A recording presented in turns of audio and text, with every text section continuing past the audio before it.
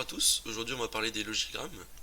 On va donc voir qu'est-ce qu'un logigramme, quelles sont les règles de base pour en construire un, et dans un second temps on va en faire un sur le logiciel Logisim.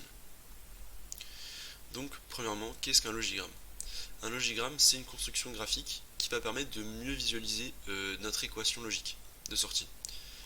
Ça se représente sous cette forme, et de ce logigramme on va pouvoir en tirer un système électronique qu'on pourra réaliser.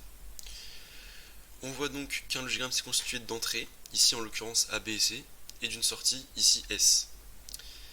Ce qui va se passer, c'est que les opérations de notre équation vont être traduites sous forme de portes logiques. Avant de regarder cette vidéo, je vous conseille d'aller voir d'ailleurs la vidéo sur les portes logiques, ça vous aidera à mieux comprendre. Ainsi, donc dans ce logigramme, selon les entrées dans lesquelles le courant va passer, on va obtenir du courant en sortie ou non. Voilà.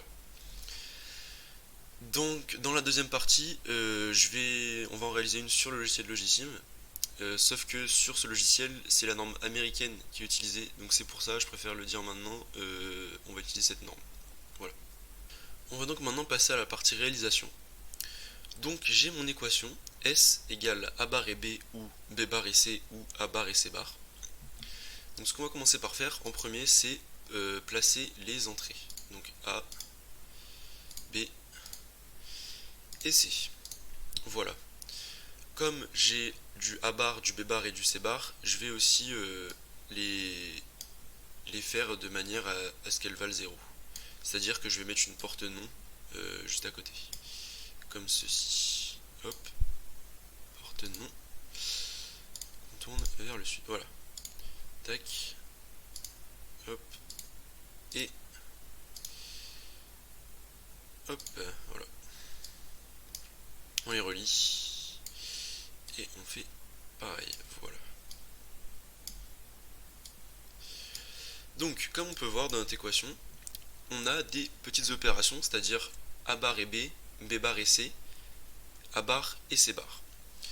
Donc ça veut dire que, par exemple, ici, A bar et B vont rentrer dans une porte E. Pareil pour B bar et C, et A bar et C bar. Comme on peut voir, ces petites opérations, elles ont toutes une